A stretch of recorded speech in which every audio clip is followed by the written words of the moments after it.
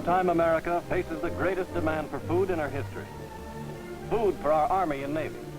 Food for the invasion front. Food for ourselves on the home front. Food to help our fighting allies and the people of the Allied countries. It takes pounds of food a day to keep a soldier on the fighting front. Millions of pounds of food each day.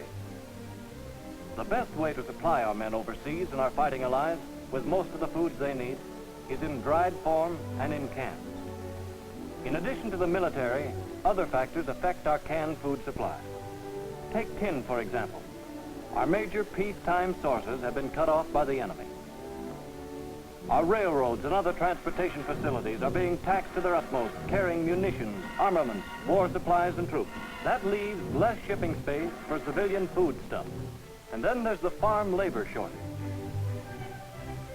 All this means that we at home will have less canned fruits, vegetables, soups, and other processed foods for our use. Without rationing of these foods, some people would get more than their fair share. Others would not even get what they need. But rationing assures everyone of his fair share.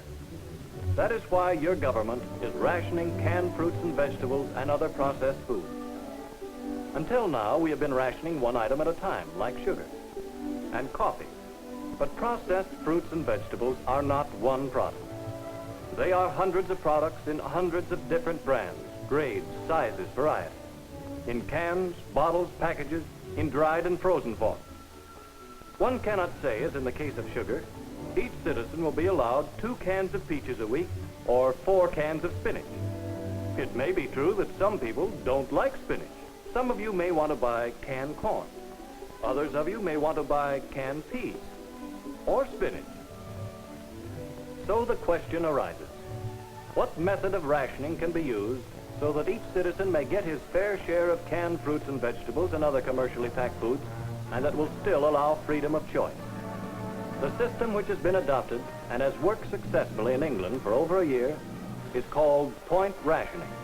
In the point rationing system, all these foods are grouped together, and your ration book is used to buy those you like.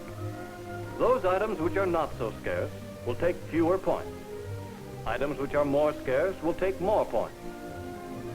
Point stamps to buy these ration goods are in War Ration Book 2. This book contains blue and red stamps. Blue stamps are to be used for canned fruits, vegetables, soups, juices, and other processed foods. Red stamps will be used for meat. This is a typical page of blue stamps in War Ration Book 2. Notice that the stamps are given point numbers, 8, 5, 2, 1. Everyone will get 48 points each period. That means you will use blue stamps ABC for the first period, DEF for the second, and so forth. Point values will be the same in all stores.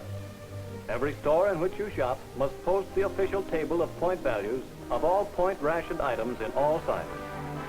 From time to time, point values may change, and stores will post the new point values. Here's an example of how point rationing works. This lady, all decked out with her family's brand new ration books, starts out to do some shopping. First of all, she wants to buy a can of peas.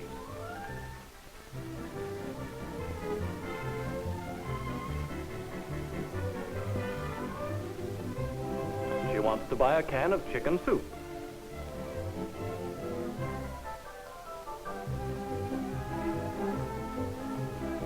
And she wants some dried prunes.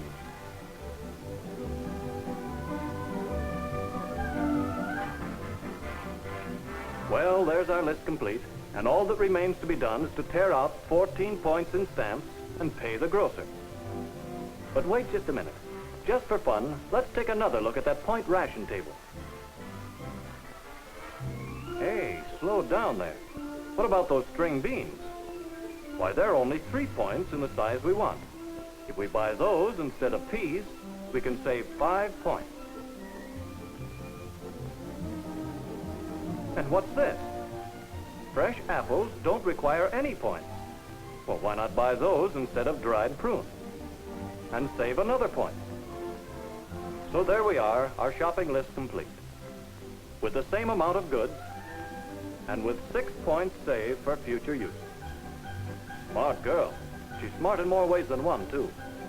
Because she used her large stamps first, wisely saving her small ones for low-point purchases later on. Because she shops early in the day and so helps her grocer. Because wherever possible, she substitutes unrationed fresh fruits and vegetables for canned or processed ones. This is point rationing. This is the way to assure everyone here at home an equal opportunity to get the same fair share. This is the way to assure food for our fighting men and for our fighting allies. Share and share alike is the American way to victory.